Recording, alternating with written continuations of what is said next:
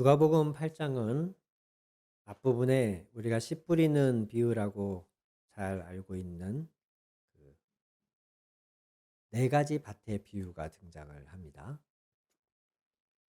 그 씨 뿌리는 비유가 15절까지 이어지고 지금 읽은 16절에서 18절의 말씀이 있고 또 그 뒤에 19절에서 20절에는 예수님이 이런 말씀을 하신 게 기록되어 있습니다. 누가 나의 어머니요 나의 형제들이냐 이렇게 되물으시면서 하나님의 말씀을 듣고 행하는 이 사람들이 나의 어머니요, 나의 형제들이다. 라고 말씀을 하세요. 씨 뿌리는 비유와 누가 나의 형제요, 나의 어머니냐 라는 예수님의 말씀과 또 오늘 읽은 약간은 좀 알쏭달쏭한 무슨 뜻인지 의미 파악이 한 번에 잘 되지 않는 이 말씀들이 좀 각기 따로 노는 것 같고 연결이 잘 안 되게 느껴지는 분도 있으실 겁니다. 그런데 자세히 보면 씨 뿌리는 비유에서부터 21절 누가 나의 어머니요 형제냐라는 예수님의 말씀이 말씀과 말씀 앞에서의 태도라는 이 두 가지 주제로 쭉 연결되어 있습니다. 오늘 본문을 좀 먼저 설명하자면 16절은 그런 말씀이에요. 예수님을 등불로 비유한 것입니다. 누가 등불을 켜서 그걸 덮어두는 사람이 어디 있느냐. 등불은 잘 비추라고 사람들에게 보이라고 켜는 것 아니냐. 이처럼 빛이신 예수님도 사람들에게 보이려고 사람들을 비추려고 오셨다라는 겁니다.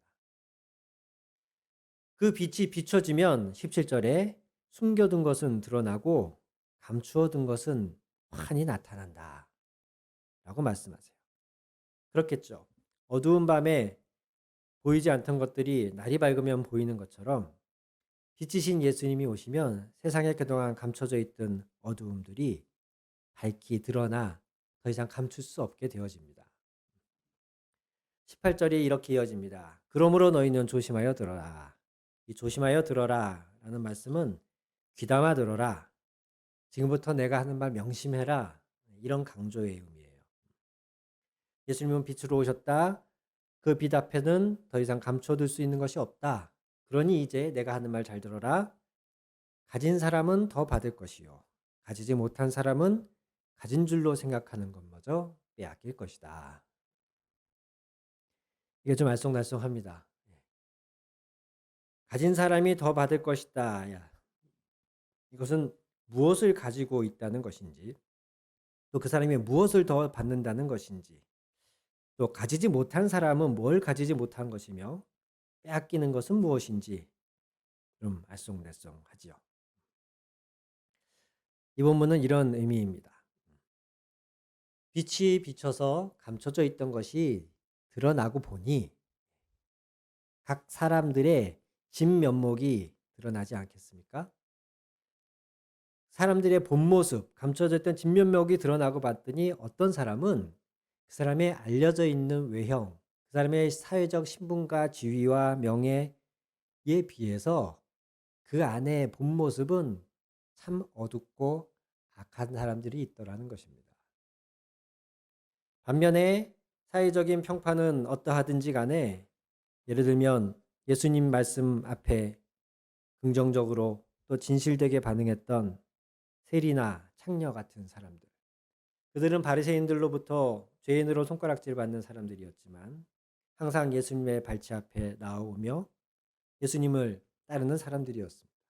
그런 사람들은 사회적인 평판이 어떠하든지 간에 빛이신 예수님이 그들의 진면목을 비춰봤더니 그 안에는 말씀을 향한, 진리를 향한, 주님을 향한 진실된 마음들이 있더라는 것입니다. 고로 이 가지지 못했으나 외식하고 외형적으로만 자기를 잘 꾸미고 있던 사람들은 이제 빛이신 그분 앞에 직면하면 그의 본 모습이 다 까발려지고 가진 줄로 생각한 것마저 그동안 쌓아올렸던 사회적인 어떤 명예나 부나 지위들 가짜로 쌓아올린 자신의 진실된 모습이 아닌 어떤 인맥이나 재주나 말발로 세웠던 그 모든 허위된 것들은 다 무너질 것이다 라는 겁니다. 반면에 그 안에 진실된 마음으로 빛에 반응하는 그 사람들은 더 가질 것이다. 그 진실된 마음을 주님이 인정하시고 그들이 그 말씀을 빛을 받아들일 때에 그들은 하나님의 사명받는 자, 하나님께 쓰임받는 자, 하나님 뜻으로 많은 열매를 맺는 자들이 될 것이다 라는 말씀인 거예요. 아까 말씀드렸듯이 그래서 8장 16절에서 18절도 빛으로 오신, 말씀으로 오신 주님 앞에 어떤 태도를 가지고 나오느냐. 그 사람의 진면목을 주님은 드러내실 것이다. 그러니 너희는 조심해라. 귀담아 들어라.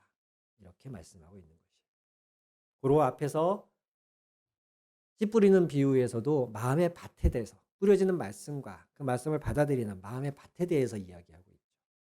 그리고 지금 이 말씀에서도 너희가 외식하지 말고 바리새인이다, 제사장이다, 율법학자다 이런 허울 좋은 모습으로 진리 앞에 서지 말고 너희의 가슴으로 너희의 속사람 있는 그대로 모습으로 진리 앞에 서라. 이런 태도로 말씀을 받아들이고 행하는 사람이 나의 진짜 어머니요 나의 형제들이다. 라고 이 8장의 전체 문맥이 이어지는 것이에요. 하나님의 말씀과 말씀 앞에서의 우리의 태도.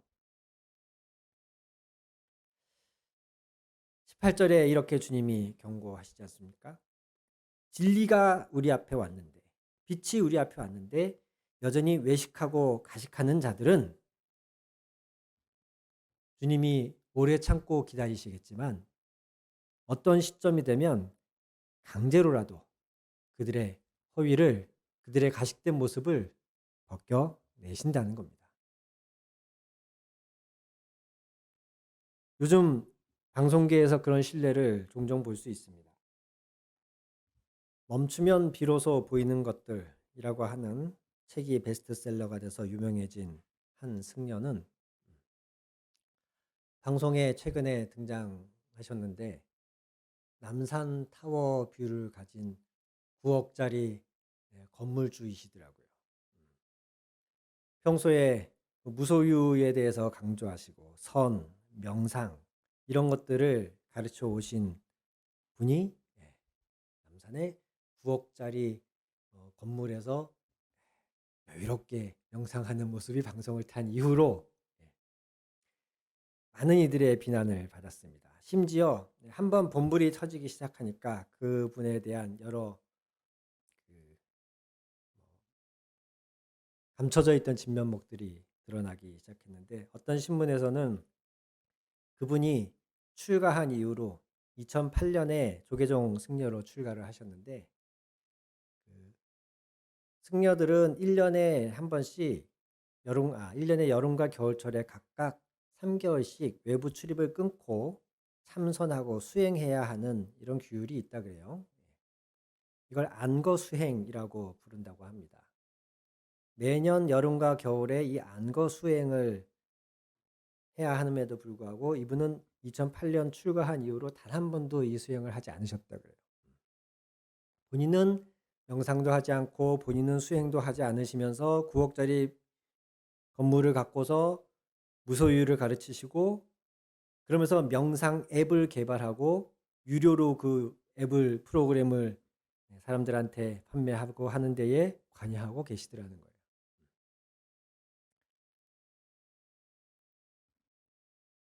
이 논란이 있은 이후에 또 다른 한 스님은 이 문제가 된 승려를 향하여서 부처님 파는 장사꾼이다. 사기꾼이다. 이런 비난을 하기도 하셨습니다. 그래서 이분은 자숙하는 의미로 모든 방송에서 물러나셨죠. 또 다른 경우에 한국사 스타 강사 출신으로 방송까지 진출한 한 분은 최근에 자신의 이름을 건 프로그램까지 진행을 시작하였지만 본인의 전공을 넘어서서 세계사를 다루시다가 많은 역사적 사실의 허위나 내지는 확인되지 않은 사실들을 말한 것이 빌미가 되어서 문제가 되더니 그분의 석사학위 논문까지도 어, 문제가 되어져서 그분 역시 지금 모든 방송에서 하차하고 자숙 중에 있습니다. 한 여성 가수분도 본인이 아버지가 교수로 재직하던 대학에서 석사, 박사, 이 한류 관련 논문으로 석사, 박사 학위까지 받았는데 박사예요. 석사도 아니고 박사예요. 그런데 무려 그분의 논문은 표절률이 74%에 이르고 그 학교 교수님 중에서는 나는 그분을 학생으로서 한 번도 본 적이 없다 라는 양심 고백까지 나옴으로써 그분 역시 한창 주가가 올라 있을 때에 방송에서 모두 퇴출되고 말았습니다. 어디 이뿐이겠습니까? 지난주에도 얘기했었지만 그동안 우리 기독교가 쌓아 올린 허위의 성들이 전 지금 여지없이 무너지고 있다고 봅니다. 더 이상 많은 사람들이 교회 다니는 사람들을 좋은 사람이라고 보지 않는 것 같습니다. 교회를 신뢰할 수 있는 집단이라고 여기지 않는 것 같습니다. 거대한 건물이나 1천만 교세, 상류층에 포진해 있는 교인들, 열심과 뜨거움 이런 것으로 그동안 한국교회는 예쁘게 포장되어 있었는데 위기가 닥치니까 그 실체가 드러나고 있는 거예요. 사실은 그 속에 어둡고 냄새나고 더러운 것들이 있었음을 우리가 이제 들켜버렸어요. 저는 이것을 교회가 스스로 자정하지 못하니까 교회가 스스로 빛을 향하여서 그 마음을 정직하게 오픈하지 못하니까 주님께서 하신 일이라고 생각합니다. 그동안 가진 줄로 알았는데 우리는 가지지 못한 사람들이었고 이제 그 가진 것마저 가졌다고 여긴 것마저 지금 무너지고 있는 겁니다. 여러분 이게 어디 또 한국도 교회만의 문제겠습니까? 여기 있는 우리는 어떻겠습니까? 남이 알고 있는 나와 내가 아는 나 여러분 이 둘이 온전히 하나이십니까?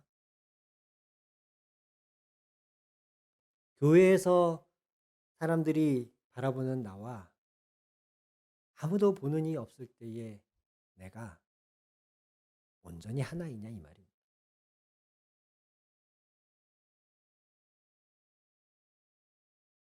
가끔 그런 류의 기사나 어떤 미담 같은 걸 접하게 되는 경우가 있는데요.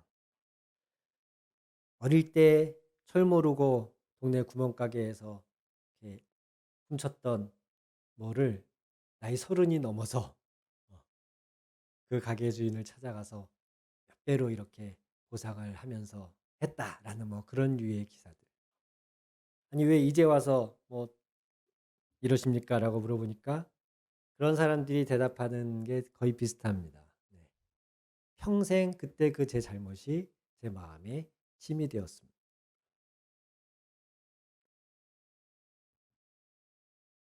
우리가 다른 사람들은 몰라도 나는 나를 알잖아요. 또 때로는 나도 나 자신을 모를 때가 있지만 그러나 내가 아는 나만 해도 그것이 타인이 바라보는 나와 일치하지 않을 때에 우리는 자꾸 외식하고 꾸미고 가면을 쓰게 돼요. 나는 별로 그렇게 거룩하지 않은데 나는 오히려 죄가 많고 나는 오히려 뭔가 지금 풀리지 않는 문제가 많고 괴롭고 힘들어서 기도를 열심히 하는데 교회에서 교인들은 기도를 열심히 한 나를 보면서 참 신실한 형제, 참 주님이 기뻐하시는 하나님께서 하시는 형제 막 이렇게 얘기하면서 이렇게 기도를 열심히 하는 형제가 임원을 해야 된다고 막 그러면서 청년부에서 막 임원 시켜주고 찬양 리더 시키고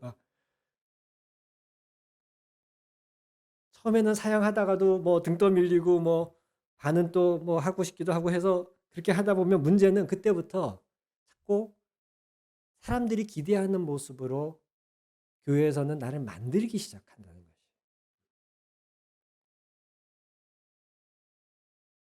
여전히 내 속사람은 죄가 많고 어둠이 있고 나는 여전히 주님 앞에서 반항하고도 있는데 그런 내가 있는데 교회 사람들은 자꾸 나를 향해서 신실하다고 성실하다고 장차 주님의 큰 일을 할 거라고 이렇게 얘기를 해주면 그들의 기대를 만족시켜 주기 위해서 자꾸 내 자신을 거짓되게 꾸미게 된다는 거예요. 문제는 이게 시간이 길어지고 이게 깊어지면 우리 안에 자꾸 분열이 일어납니다. 둘 중에 하나가 되어져요. 너무 괴로워서 이 둘 사이의 괴리를 견딜 수 없어서 너무 괴로워서 큰 사단이 나든가 아니면 나의 그 양심이 화인 맞아서 더 이상 주님이 주인 되지 못하는 그런 사람으로 전락해 버리는 것이. 이런 우리에게 오늘 주님이 이 말씀을 주시는 겁니다. 주님이 강제로 너의 그 어두움을 빛 가운데 드러냄으로써 그간 네가 가식적으로 쌓아올렸던 모든 것을 무너뜨리시기 전에 지금 진실되게 빛 대신 말씀 대신 주님 앞에 돌아와라. 정직하게 주님께 반응해라. 저 바리새인과 율법 교사들처럼 머리에 든 것만 많고 그들의 지위와 체면에 사로잡혀서 진리를 외면하거나 오히려 진리를 핍박하는 그런 사람들 되지 말고 나는 죄인으로소이다 라고 기도하며 고개조차 들지 못했던 한 세리처럼 너희도 너희들의 있는 모습 그대로를 주님 앞에 인정하며 나아가라. 이게 오늘 이 말씀을 통한 우리를 향한 주님의 부르심인 줄 믿습니다. 본래 말씀은 그런 기능이 있습니다. 히브리서 4장 12절에서 13절 보면 하나님의 말씀은 살아있고 활동력이 있다. 개역개정에서 운동력이 있다. 그렇게 되어 있죠. 양쪽의 날이선 그 어떤 검보다 더 날카롭다. 그래서 그 말씀의 검은 우리의 혼과 영과 관절과 골수를 찔러 쪼개고 그리고 뭐라고 되어 있습니까? 사람의 마음속에 품은 생각과 뜻을 알아낸다. 말씀이 본래 그렇다는 거예요. 우리가 말씀을 정직하게만 본다면 내가 어떤 사람인지 드러나지 않을 수가 없다는 거예요. 그럼 드러나면 어떻게 해야 됩니까? 그 드러난 그 모습을 가지고 주님 앞에 기도해야 됩니다. 주님, 저는 정말 사랑이 없는 사람입니다. 내가 목사가 되기 전에 목사 안수를 받기 직전에 마지막 기회잖아요. 내가 정말 이 길을 가지 않을 거면 여기서 안 한다고 해야지 목사 안수까지 받고 안 한다고 할 수는 없잖아요. 목사 안수 받기 직전에 제가 마지막으로 기도하고 고민하면서 그때 가장 제 마음에 걸리는 게 그거였어요. 제가 별로 사랑이 없어요. 네. 어, 뭐 제가 원래 이렇게 감성적으로 풍성한 사람이 아니에요, 여러분. 그렇게 안 보인다고 하시는 분들도 있지만 네, 감사하지만 예. 원래 저는 좀 그래요. 되게 이렇게 건조한 사람이에요. 그런데 예수님의 가르치신 모든 가르침은 사실 사랑으로 귀결되잖아요. 아니 이렇게 사랑이 없는 내가 일 중심적인 사람인 내가 목회를 해도 될까? 이게 저한테 굉장히 큰 고민이었고 기도 제목이었어요. 그래서 목사 안수를 앞두고 계속 이 마음을 갖고 이 부담을 갖고 기도하고 하는 중에 오늘 하나님이 그런 응답을 주셨어요. 그래서 제가 목사 안수를 받았죠. 주님이 주신 응답은 그거였어요. 네가 사랑이 없는 줄 나도 안다. 그러니 나에게 배워라. 그러니 나에게 받아라. 나에게 배우고 나에게 받아서 사랑하면 된다. 라는 거였어요. 그러니까 마음의 부담이 확 내려가더라고요. 우리가 교회를 열심히 하지만 때로는 그 열심 안에 남들로부터 인정받고 칭찬 듣고 싶어서 열심히 할 때가 있지 않습니까? 드러내기에는 너무 부끄러운 그런 습관적인 죄를 가지고 있으면서도 때로는 사람들 앞에서 가르치고 사람들을 리더해야 하는 상황에 놓일 때가 있지 않습니까?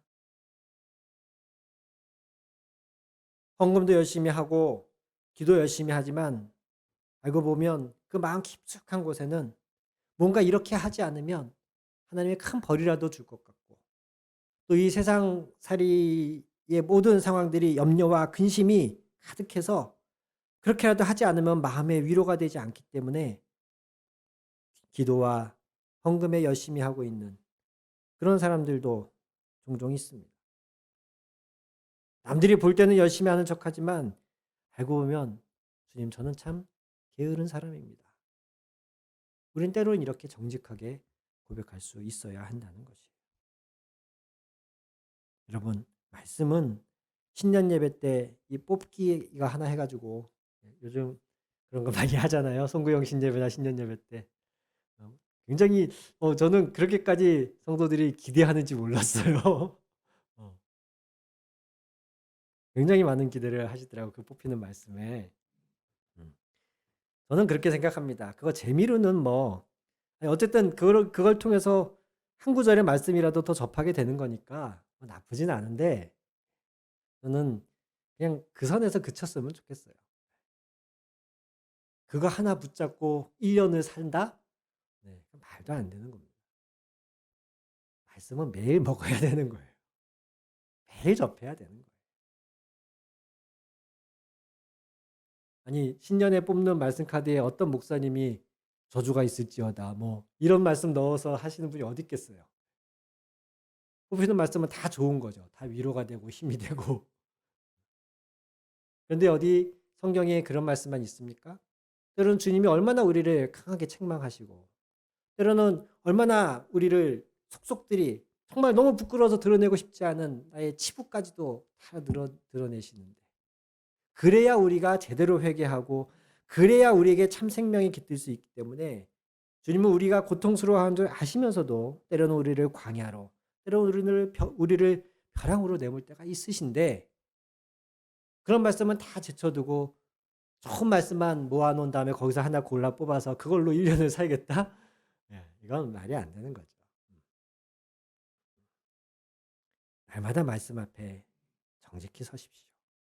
그러면 그 말씀은 우리의 감춰진 모습들을 자꾸 드러내 주실 거예요. 우리 연약한 모습들을 자꾸 콕콕 건드리실 거예요. 그때 가식으로, 외식으로, 내가 뭐 회장인데, 내가 집사인데, 내가 장로인데, 내가 목사인데, 내가 사장이고, 내가 뭐 국회의원이고, 그런데 라고 하면서 자신을 감추지 말고 적어도 주님 앞에서라도 자신을 정직하게 드러내고 인정하고 기도하는 저와 여러분 되기를 바랍니다. 주님은 우리의 가장 깊은 고민까지도 상담할 수 있는 유일한 분입니다. 우리의 가장 깊은 어두움까지도 이해하시면서 그것을 빛 가운데 드러낼 수 있도록 도와주실 수 있는 유일한 분이십니다. 지금이라도 늦지 않은 줄 믿습니다. 우리가 이제라도 주님 앞에 우리의 본 모습을, 우리의 치부를 있는 그대로 드러내고 주님의 도우심을 간절히 구합시다. 주님이 다시 한번 저와 여러분들을, 우리 한국 교회를 생명으로, 빛으로 인도해 주실 줄 믿습니다. 주님은 영원히 평생 죄짓지 않는 사람보다 죄짓고 회개하는 사람을 더 기뻐하십니다. 죄짓지 않는 건 불가능하거든요. 그런 사람은 있을 리가 없거든요.